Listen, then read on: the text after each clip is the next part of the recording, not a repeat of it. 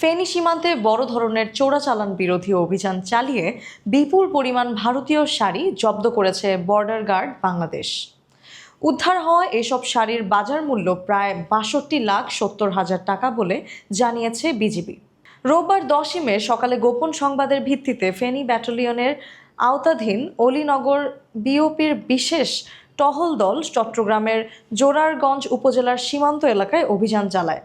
অভিযান চলাকালে সন্দেহভাজন কিছু স্থান ও পরিবহন তল্লাশি করে বিপুল পরিমাণ ভারতীয় শাড়ি জব্দ করা হয়, যা অবৈধভাবে সীমান্ত পেরিয়ে আনা হচ্ছিল বলে ধারণা করা হচ্ছে। তবে অভিযানের সময় চোরাচালানের সঙ্গে জড়িত কাউকে আটক করা সম্ভব হয়নি। বিজিবি জানায়, সীমান্ত এলাকায় দীর্ঘদিন ধরে চোরাচালান রোধে নিয়মিত নজরদারি ও অভিযান পরিচালনা করা হচ্ছে।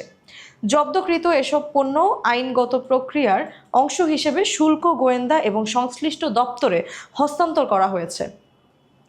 ৪ বিজিবির অধিনায়ক lieutenant colonel M Zillur Rahman বলেন, সীমান্ত নিরাপত্তা নিশ্চিত করা, অবৈধ অনুপ্রবেশ ঠেকানো এবং চোরাচালান দমনই তাদের মূল লক্ষ্য। এ ধরনের অভিযান ভবিষ্যতেও অব্যাহত থাকবে।